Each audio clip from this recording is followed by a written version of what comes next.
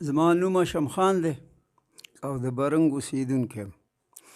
او د دې سیند غاړې کوم مومند ډیم دغه چې ده لانجه په دې کې زما ځمکه ده، زما ځای دی، حق مې دی، زموږ د ډېرو کسانو دی، یوازې زما نه دی. هغې کې چې څومره زموږ په علاقه کې زموږ خپل رشته دار دي د هغو د ټولو پکې حق دی، د کونډ ډیم پکې حق دی او د رنډ ډیم. یو سړي په ځان پسې د تحصیلدار په دغه باندې لیکلې ده او د پټواري چې دا زما ده، نو دا د ده نه ده. هلته یو علاقه دغه دی، د ایجنسي ده، اوسه پورې ایجنسي وه، په ایجنسۍ کې نه پټواري او نه کچونه وي، دا داسې مختلف ځمکې د غرونو، نو په دې کې کچ کول دې کې نشته دی. اوس به د دې نه بعد موږ له افسران دغه بندوبست برابروي او ځمکې به کچ کوي، د دې نه مخکې کچونه نشته. دا وایي دا زما د ما کچ کړی ده، ما له دغه را کړی دی، دا اشتام یې را کړی، کاغذ یې را کړی، نو دغه کاغذ او دغه اشتامونه بوکس دي. تاسو تپوس کولی شئ چې یاره په باجوړ کې پټواري شته یا دغه شته او که نشته، هلته بندوبست نشته د کچونو. نو زه دا مهرباني دې وکړی شي چې دې روپو کې زموږ حق دی او دا موږ د ډي سي سم بندي کړي وي او ای سي ته هم درخواست کړی و، تحصیلدار ته هم. اوس په سیول جج کې کیس روان دی او په کیس کې دننه هغه روپۍ دوی تحصیلدار او دغه ورکړي، ای سي ورکړي. نو دا مهرباني دې وکړی شي دا روپۍ دې بندې شي چې دا روپۍ باندې خون خورریزه ونی شي او نقصان پې ونی شي، جګړه پې ونی شي. نو حکومت ته زموږ دا خواست دی، دا مته دغه دی چې دا شی بند کړي.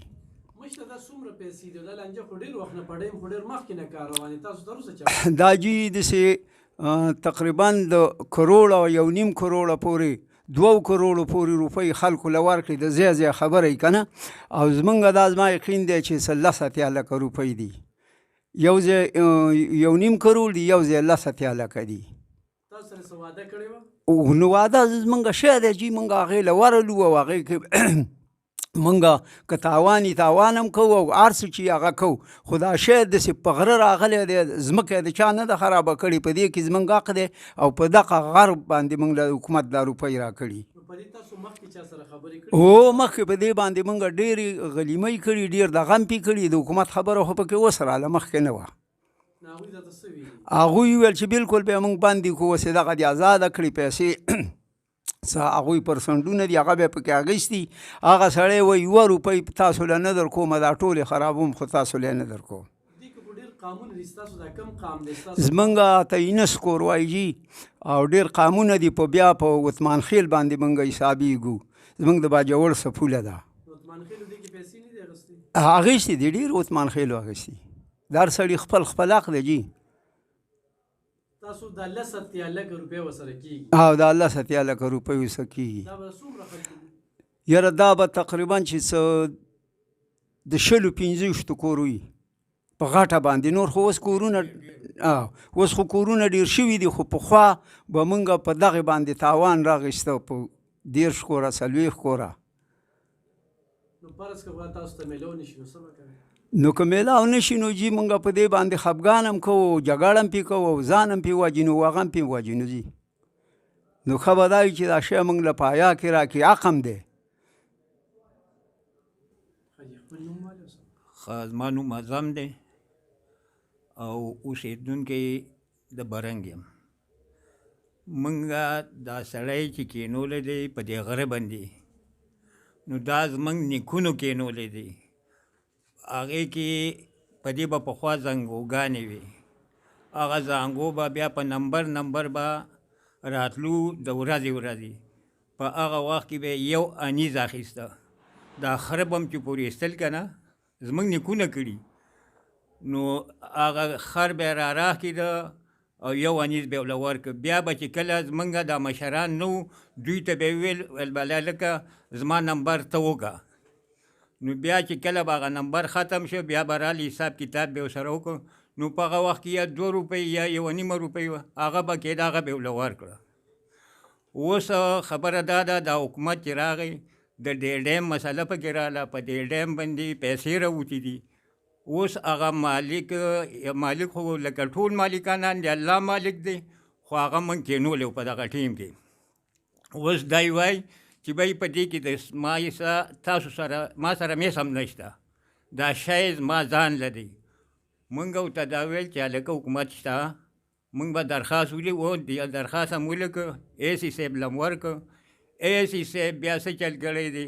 چې تحصیلدار او اے سی صاحب لګېدلي دي په خپل منځ کې خبره کړې ده هغه جرګه مار به مو سره او هغه شی تسخیم کړی دی په دې باندې کیس هم چلیږي دا دی او هغه کیس هغه شي ته د پیسې وتې دي موږ ورته ویل چې بهی دا شی یوازې ستا نه دا شی موږ مشرانو د خولې دا خبره ده چې دا شی زموږ نیم دی ستا سره نیم حق ستا دی او نیم زموږ دی نو حکومت خو تاسو نه نه دی والي تاسو نه خو دې کس والي دي که نه که نه نو دا کیس و د دوی سره که نه حکومت له موږ درخواست ورنه کړ دا پیسې خو حکومت رسېدلي دي که نه د دوی پیسې خو نه دي نو هغه پیسې بیا حکومت سره خپل منځ کې که تحصیلدار دی که اے سی دی که ډي سی دی دوی خپل منځ کې بیا پیکټې پیکټې کړي دي او موږ یې په ځای پرېښېدو تاسو حق هغوی خوړلی زمونږ حق بس هغوی خو ورته ووایه خو دوله ورکړی دا کم سړی چې ناست دی دوله زمونږ دا حق هغه له ورکړی نو ده سره خبره کړې چې یاره تاسو لی در کوم او دوی لی نه ورکوم نو هلکه دا پیسې خو به ته د ځمکې سره به ته څه کې زما سره دا خو د نظر اخلم که ستا زړه ښه یو که زړه دې بد وي تا هم په دې خپل شی وجنم او ځان هم در باندې وجنم خو دا د نه اخلم بس دغه خبرې دي زمونږ دې کیسې به دا پیل چې کوم ته ما صحیح نه که نه دا د مقدمې پیل دی په دې کې زمونږ مقدمه درج ده او د دغه سره شیشن سره چلیږي د سیول جج سره